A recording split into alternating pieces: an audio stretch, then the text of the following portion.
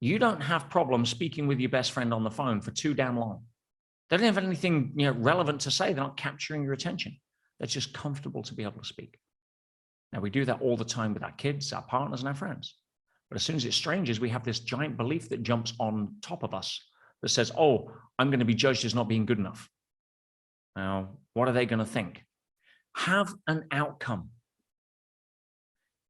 If you start speaking and you don't know what it is in terms of where you're going, that's getting in the car, hitting gas with no destination in the sat nav. And it's so easy to meander around streets, go down dead ends, bore the pants off people, right? Or accomplish a really good talk that doesn't achieve what you wanted it to achieve. The first key is make sure you know what your outcome is before you even think about what you want to say. Again, those are at the MBS. Remember when we talked about the master skill of strategic thinking? Strategy leads tactics. The tactical outcome is to get up stage and give a talk. The strategic objectives behind that would be to generate interest, have a call to action, recruit people into a group, book appointments, whatever the strategic objectives are that you decide, but you need to have an outcome. And without that outcome, you're kind of flying in the clouds. Does that make sense? So having an outcome is before you even plan what it is you want to say, right? What do I want to achieve? If you're not writing that down, if you've got a consultation with a person, we're putting together the 5-day challenge for you guys at the minute. I'm recording the next 2-3 days, all for the trainers. And if you have somebody book a call with you, you need to know what the outcome is before you pick up the phone. Because if you don't have that in mind, you're going to get off track. It'll be easy for somebody else to steer the conversation to where they want to take you. And that's not, they're booking the call with you, not the other way around, right? So the first thing is make sure you have an outcome. Now, there's a couple of things I'm going to give you insight around this. The first is know your audience. You may have an outcome that's not in alignment with your audience. So if you're speaking to a group of people, if you're going to, again, the obvious one here would be a topic or a group I never get involved in, which is politics. But if you're going to, in the US, for example, you're going to a Republican gathering and you want to speak about being a Democrat because you don't know your audience, you're not going to last long. All right, so let's make sure that we understand who we're talking to. And the easiest way to do that, if you don't know already, ask the organizer. Whenever I'm booked to speak, first thing I say is, who am I speaking to? Tell me about them. What are they interested in? What would serve them the most? What's their pain points? What's their frustrations right now? Well, what is it about? If you were to describe this audience, how would you describe them? Get the age, get the psychographics, demographics, get their interests. Because you may make the mistake of thinking that what you're talking about is interesting.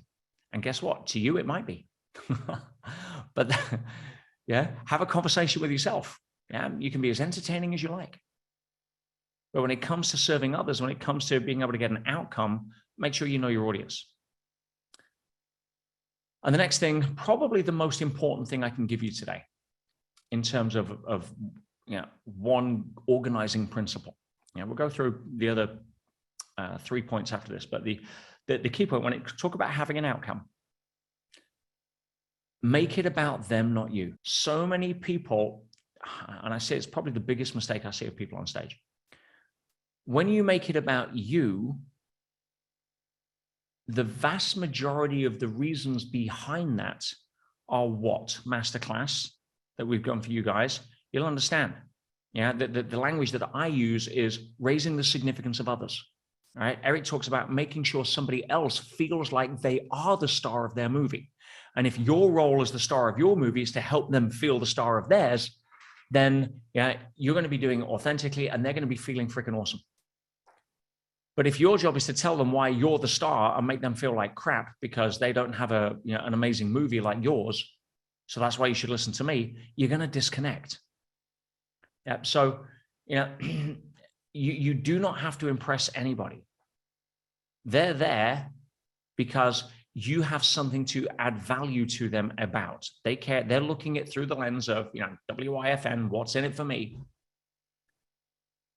And so if your intention, your outcome, your intention is, how do I make it about them?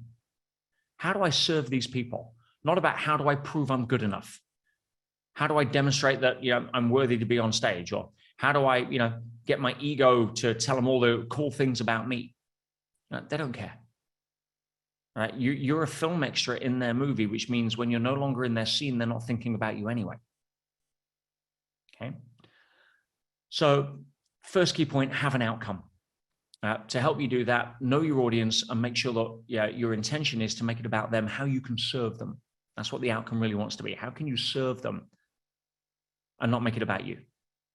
You're going to be forgotten as soon as they go out and see that they got a parking ticket.